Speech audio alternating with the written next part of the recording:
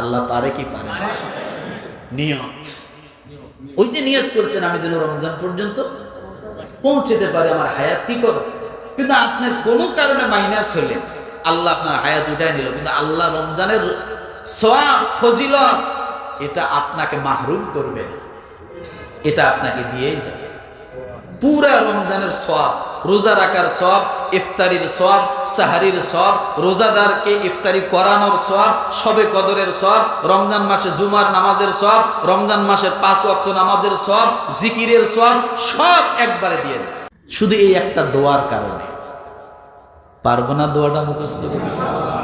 ঘরে বিবিকে একটু বলতে পারবো না যে বিবি রে, ইনকাম তো দুইজনেই করতেছে, কিন্তু খরচ কোন দিক দিয়ে হয়ে যাচ্ছে বুঝতেছি না, চলো তো এই দোয়াটা পাঠ করি। নবীজি শিখিয়ে দিয়েছেন। ও মুসলমান,